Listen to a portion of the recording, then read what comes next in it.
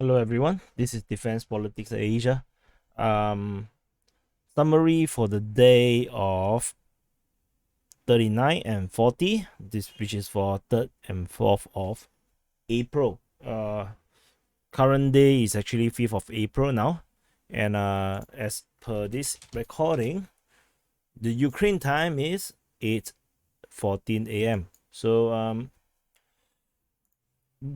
you can see probably quite distinctively there's something wrong with this map. Not wrong, but different. The entire northern front is gone. So the Kiev front is gone, Chernihiv front is gone, Sumy front is gone. It's all gone. So the Ukrainians have took back the Kiev Oblast in full, the Chernihiv Oblast in full, as well as Sumy. Russian forces have entirely retreated out of the entire northern front and redeployed elsewhere. And there is a Ukrainian source that said that even the Russian forces that's within Belarus, they have lost track of them. They have no idea where the Russian forces are now. They are in Belarus. So there's only speculation. I don't think there's confirmation that the Russian forces is now all moving into Kharkiv front and particularly into Izium. But this is speculation. I don't think I saw any source that really shows that in particular.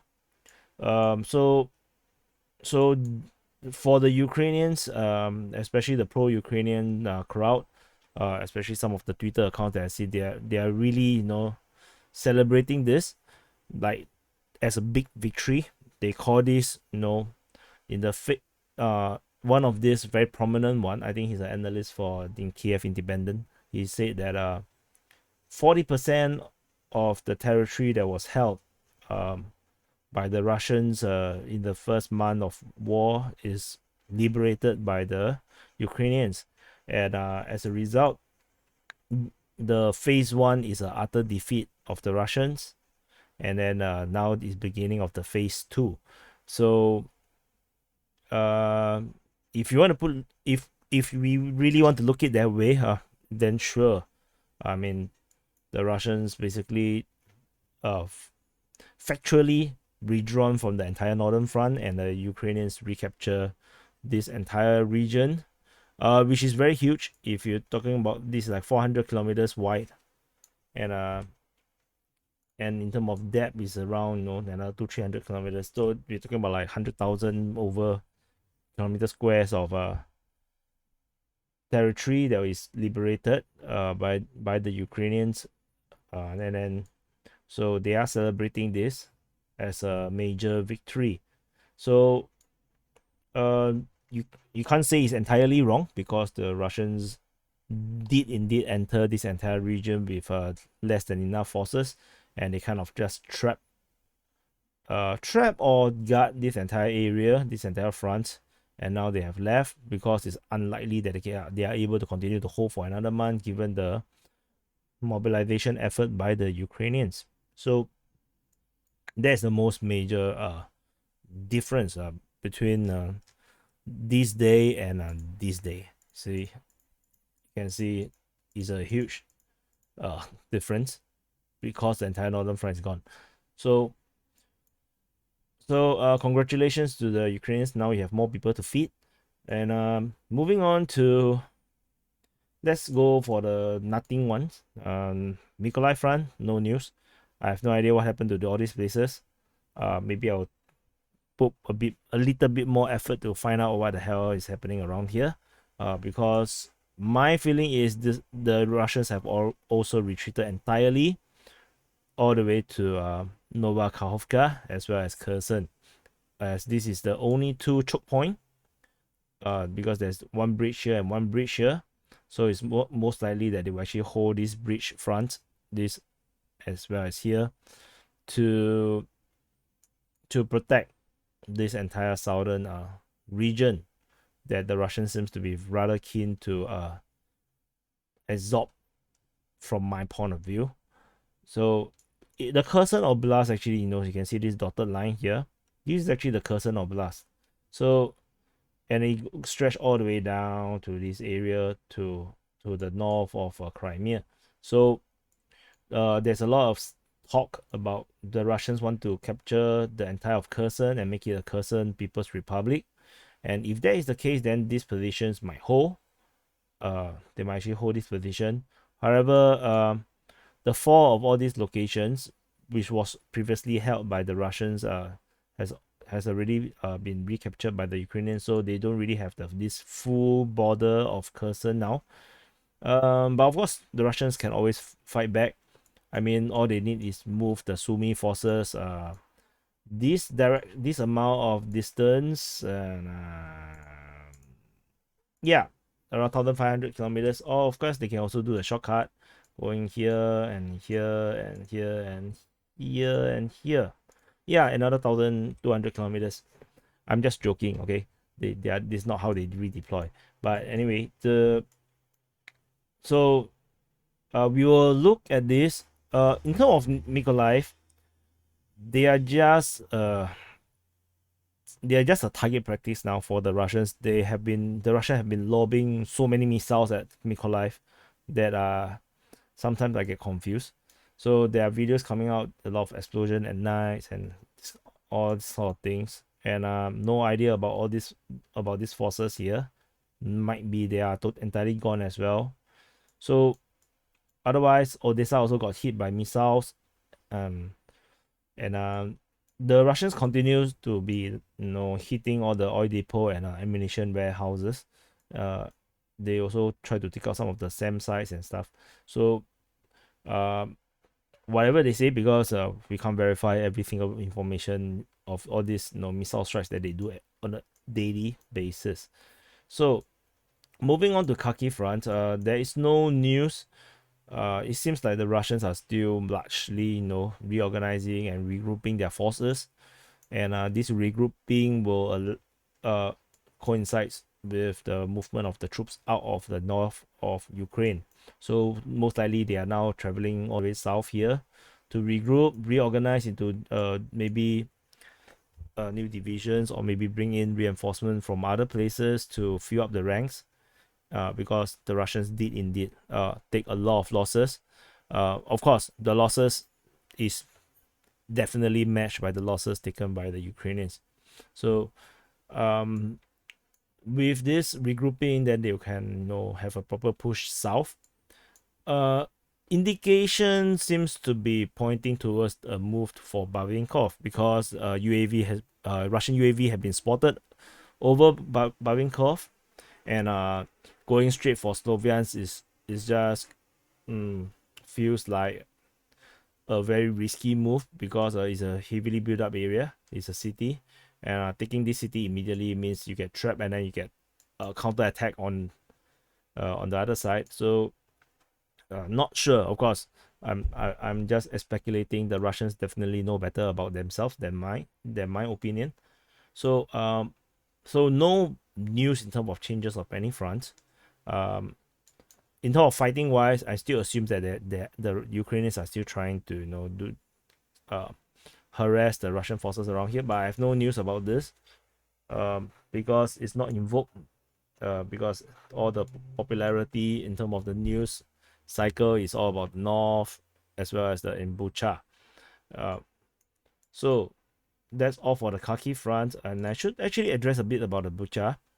For Bucha, so the Ukraine have a few days showing us dead people on the middle of the roads and streets, and they claim that it's the Russians in their withdrawal shot all these civilians. So I find that a bit weird, especially you have one of the civilians riding a bicycle. Why would you ride the bicycle in the middle of the road, or walking freely in the middle of the road, if the Russians are so evil?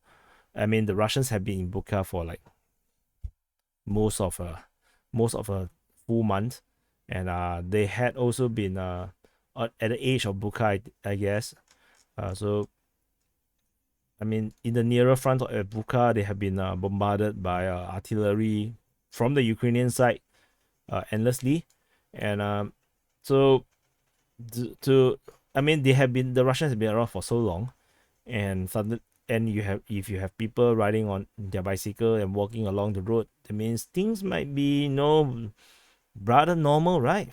Getting fined maybe because the Russians are gone already, and so people die somehow, and the Ukrainians saw it. So regardless of what it is, people die in a war. That's why we try to avoid war entirely. We try not to go to war unnecessarily, because this is a war. People die. It doesn't matter how they die. Okay, it doesn't matter how many pieces left after they die, or how they look like when they die. They die. They are dead people. So all this talk about oh, this is a massacre, and how evil that whatever whatnot. I mean, how can it be a massacre when the Russians shot a missile at a training base at Yavoriv, which kills 200 people, one shot? That if this is a massacre, then that's a massacre as well, right? Then we have a lot of massacres all over the place because Russian missiles have been targeting barracks and troops locations, and so all this. I mean, just spare me, man. So and I want to avoid getting strike, so I just want to talk vaguely that I haven't actually seen a single video of Russians killing prisoners. Like you don't really see smirking Russians or taking a gun and then shot any of their POWs or any civilians. I mean, there just isn't such a video, and you also don't see Russians tying random people onto lampposts with some transparent plastic sheets. I mean, you don't see that kind of thing. I mean, everything seems to be really professional on the Russian side, as far as I can see, and I saw a lot of things. And however, I can't say that much for the Ukrainian side, which there is so many YouTube censor thingy that I will not talk about. So make your own divisions. I know the pro Ukraine crowd is gonna say, you're so pro Russians, and I never, just whatever, man. I just see what I see, and then so anyway, moving on to Luhansk front. Luhansk front. The latest report coming out from Russia is that they have blockaded Borovsky, Metokai, and as well as where's the other one? Novotoshivsky. So they say they have blockaded, but I have no idea what that is supposed to mean, because it's not really exactly encircle, because I don't think they encircle. And they blockaded some of the road. They blocked some of the roads, which is true. So I would just assume that they are fighting. So they are fighting at Metokai, Borisky, as well as Novotovsky, Shivsky. Yeah, correct. So whether this basically is still representing a major just frontal move, and I don't see much of a special tactical thing that is going on. So it's just a main frontal assault to recapture all this ground. Again, there's no news regarding this Ukrainian so-called assault into Rubizny. I have a very strong feeling that this did not exist at all, and I think it might just be another misinformation. No news regarding Popasna. Moving down to Donetsk front. On the Donetsk front, the Russians have finally captured the stronghold of Novobakhmutivka. So, according to the Ministry of Defense of Russia, on the 4th is around almost 2 days ago. Oh no, yesterday morning, they said that they have liberated.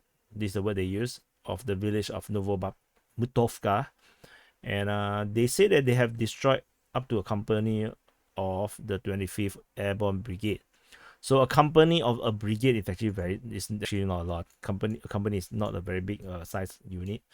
and fighting continues at all around all this region. And let's see, no news regarding these places. This was so the Russians is now engaging at Blahodatne, and they're also trying to push for Velika Novosilka as since like forever. So the entire progress you can see on top in the entire Eastern Front is extremely slow. Um, the fortification, the entrenchment, and the defense in depth by the Ukrainian East Army is not to be underestimated. The modern individual arms like anti-tank weapons and anti-air missiles make any progress extremely difficult. It does not matter if you is Ukrainian or any European country, given if you give enough of this kind of handheld anti-tank and anti-air missiles to your ground troops, simply infantry will give even the most mighty of maybe the even American troops a run for their money. So this is the reality of modern warfare. Despite despite UAV and highly precision and powerful missiles, and even highly precision artillery, it doesn't really change the fact that warfare seems to be still very much of a grind, and because of all these advanced individual missiles. Moving on to Mariupol, if you are following the situation in Mariupol closely from different analysts, everyone have a different map. Everyone come up with a different theory on where the fighting is, where is the pocket of Ukrainian soldiers that is left, and there is technically not a lot of reliable information. So like there is a saying that the Russian forces or the Russian sided forces have captured the center of Mariupol. I'm not sure center is here or center is here. So a lot of all this information that I cannot verify. So I did nothing to the border. I just did nothing to the border. But what we know is this. This one, there's a video footage of this as well. So 267 Ukrainian Marines, you can just call them soldiers, from the 503rd Battalion, which is assigned to this 36th Naval Infantry Battalion, have surrendered to the Russian armed forces in Mariupol. So you can actually see, I don't want to on the audio, you can see that they're walking out without their arms, their weapons. If you don't know what's the arms, I mean the arms are still on their hand, on their shoulder, and so now we have this Chechen leader, who is very prominent in all the Chechen videos, and he's briefing the Ukrainian soldiers. My understanding is from one of the members in the Discord who helped to translate a bit, is basically saying that all these telling the Ukrainian soldiers that they have been lied to, they have been duped into fighting this war, and then the Chechen basically says that they have fought the Russians twice now because of all this misunderstanding and or whatever it call. So basically he's basically psychoing them into, you did the right thing, surrender is the good thing, Russian is the good guy, and then they're all looking very not sure what to behave. So we have females, we have males, female, male. So it's a very appropriate gender mix here in terms of the Ukrainian side. So that is seriously a lot of soldiers, because these guys would drag the fighting for at least a week if they chose to fight, and given enough food and ammunition, these guys can actually hold a building or two, or even three, and then makes life really difficult. So I don't really understand Russian, so I do not know what exactly they say, but based on the rough translation, this is something that they have said. Of course, the pro-Ukrainian crowd will say it's bullshit, and the pro-Russian crowd will say, wow, he's such a great leader, Chechens are awesome. So anyway, this is the summary for the day 39 and day 40 of this conflict, or not a war, Russian-Ukraine not a war, or Ukraine war, or Ukraine independence war, or Russian liberation war, or Donetsk liberation war, whatever you want to call it. So this is the summary. Please check out the links below in the description. There's a various social media accounts that you should follow. And also, if you like my work, you can support me on Patreon. I think Patreon really, you really show your commitment because you are pledging your hard-earned money to me, and I will make sure that I will eat a good meal with your money that you provide. And just another quick word regarding the overall situation in the war. The war seems to be slowing down. As you can see, for 6 consecutive days, I'm doing only 2 days summary. I'm not doing a daily summary because there isn't really a lot to cover. As you can see, the Russians just retreat, and then of course capturing of one town, and basically just small movements, and that's it. There's nothing. So I suspect this trend might continue until the Russians finish their regrouping and actually start their major offense. However, there is also this possibility that they are just going to hold this entire position before this reinforcement and just not allow the Ukrainians to do anything around here and let the fighting continue in this region. This is also very plausible because the muddy season is here, the rain are here.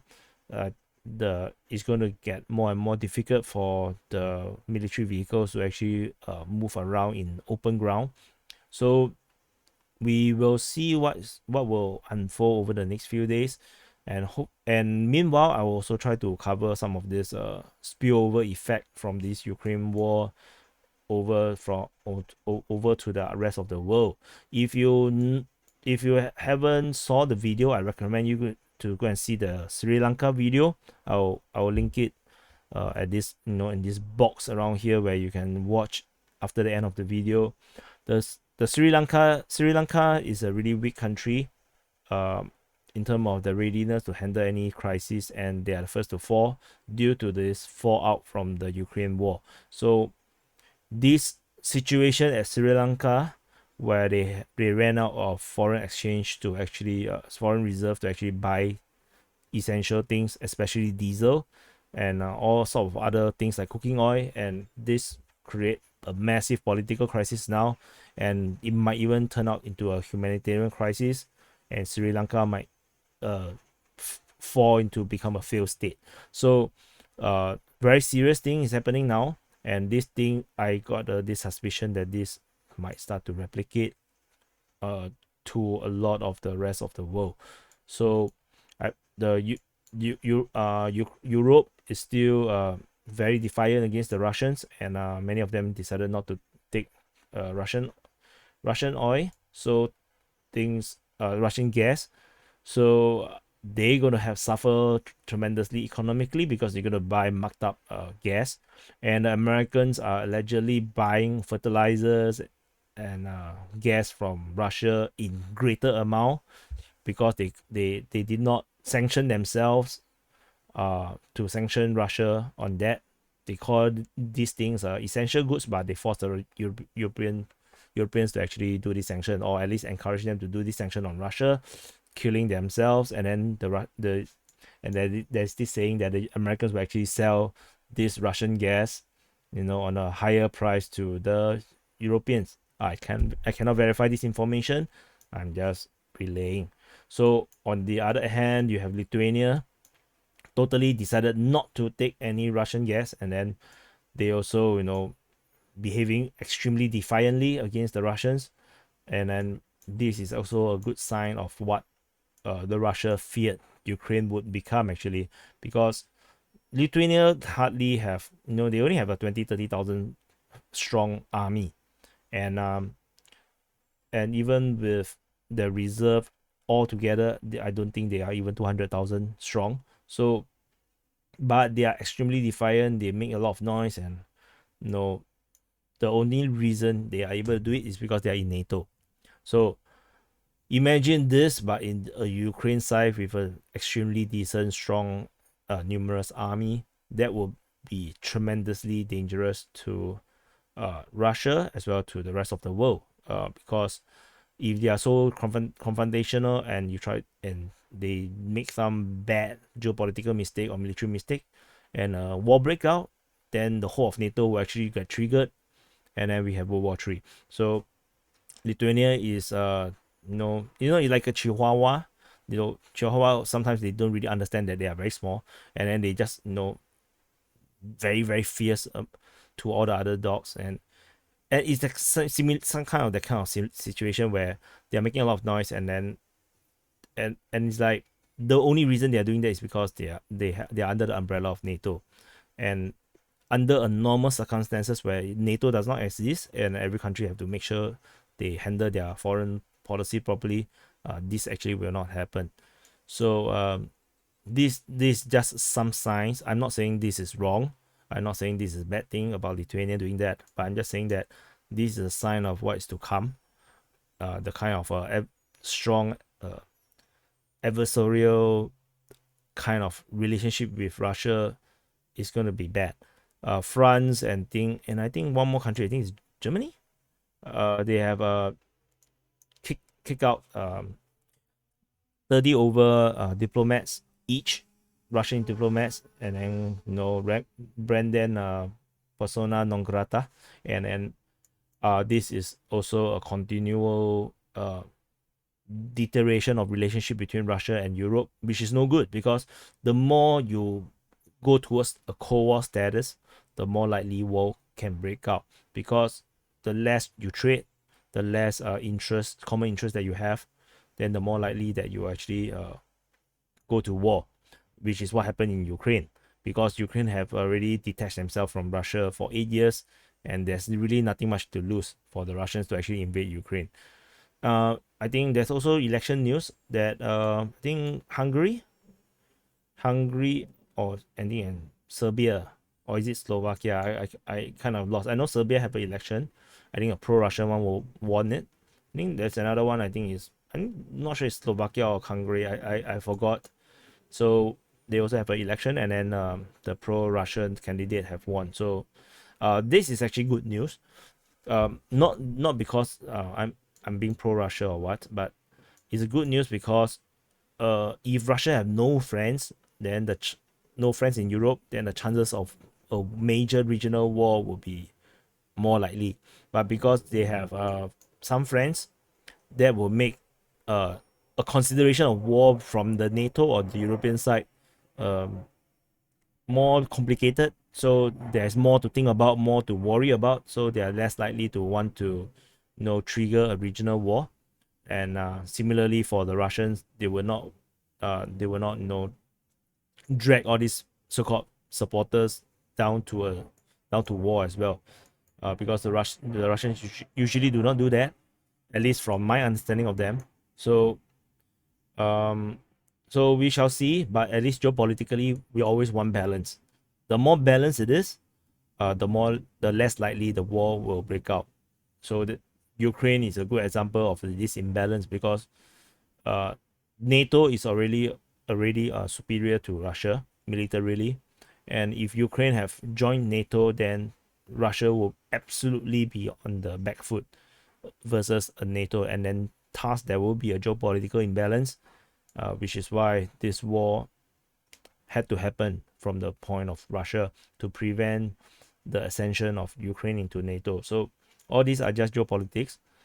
You can disagree, but I mean the war have broke out. So this is as real as it gets in terms of geopolitics. If you still cannot believe and you want to add morals and ethics into geopolitics,